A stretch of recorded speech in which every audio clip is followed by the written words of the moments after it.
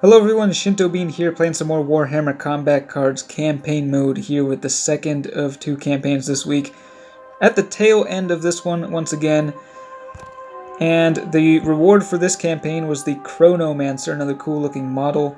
It has both ranged and melee attack, and its trait is Outflank. And additionally, in this campaign, if you look at the end of campaign rewards, we got Marnie's Calgar at the top, but then we've got the Doomsday Arc. This is a card that I don't actually have in my collection. It's an epic. I believe it has Barrage, but a pretty expensive card. This was released a little while back, but you had to actually pay money for it, I believe, either money or plasma, and I just didn't get the bundle in the shop, so now you actually have a chance to get it through the campaign. I've noticed they've been doing that recently, offering rewards at the end of the campaign that were previously only obtainable through purchases in the shop. So that's a nice little gesture, I suppose. Right now we're up against a level 30 AI. I started off with the Destroyer Cult led by Othakar, but I've swapped it out for a stronger build. I've tried all four of the Necron Warlords this campaign. For this one, I want to try the Corpse Lord. He's the cheapest Warlord. He doesn't have the greatest special rule at the top levels, I think, but we're going to try him out anyway. We've got lots of bodyguards in here, kind of an odd mix, honestly, something that I haven't really gone with before. For the big centerpiece, we got the Transcendent at level 5 with Barrage. Got the Locust Heavy Destroyer, another great unit. And then these guys are supported by some healers. Got Illuminor Xeris and this Cryptek. And then for the bottom row, it's just a bunch of fodder, pretty much. We got the Scarab Swarm and this Necron Warrior. Both have Endless. This guy has Fear. And then the Tomb Blade has Scout, which does combo with the Corpse Lord. So we'll go ahead and deploy and see how we do. Now, in this campaign, I don't think I have gotten past level 30.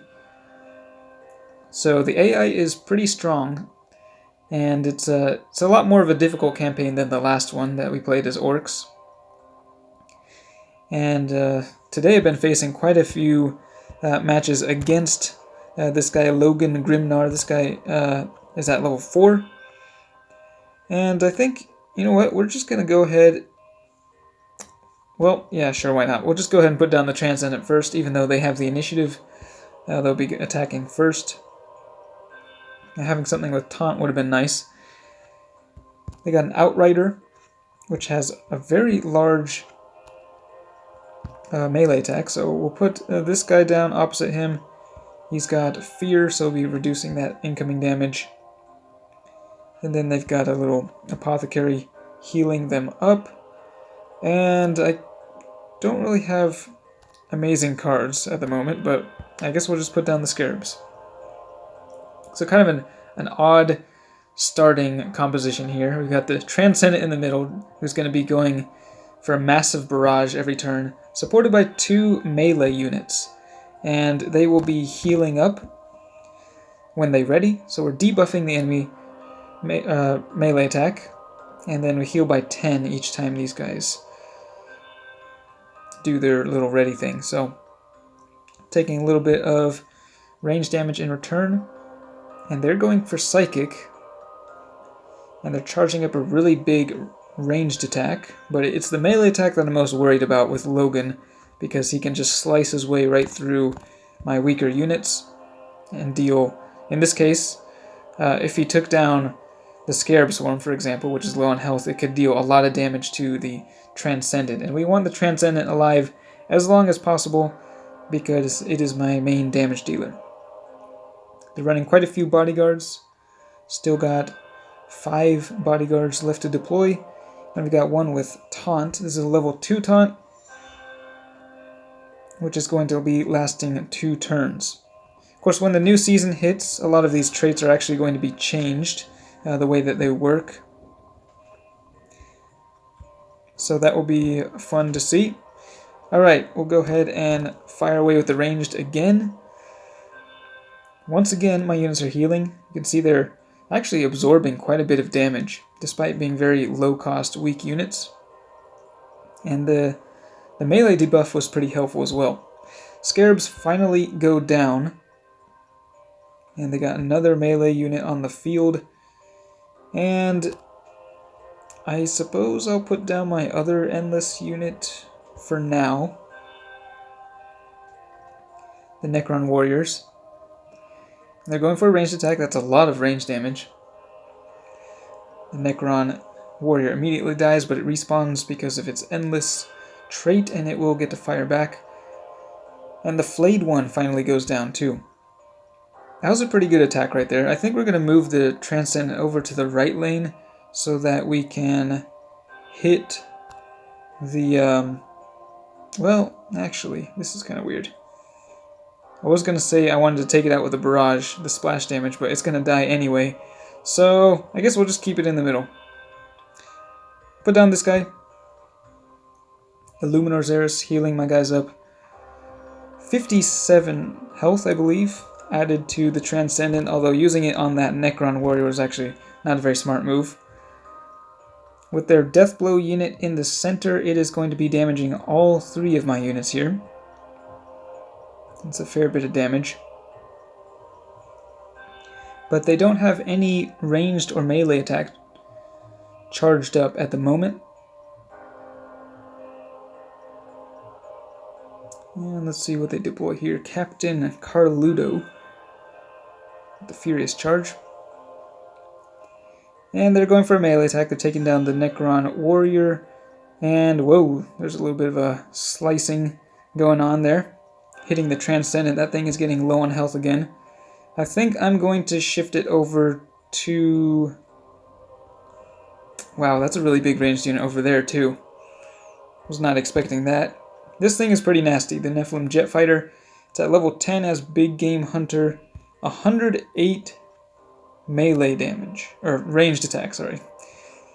Jet Fighter does not have a melee attack. Okay, we'll put this guy over, I guess. We'll just shift our guys over. Once again, healing up the Transcendent by 57 health. And with the barrage, we'll be able to take down the Ancient and force out the enemy Warlord. The Cryptek is fortunately able to take all that damage from the Jet Fighter. Okay, so Logan Grimnar is going to be deploying now, and he has the Tier 2 level of Furious Charge, dealing 30 damage, and they're going for a ranged attack, so pretty powerful attack, but actually that's perfectly fine with me because the Transcendent is firing away and destroying their guy on the left lane. So now we can directly attack Logan with 2 different units. And I think we're going to go like this. Put down the Heavy Destroyer in the center lane.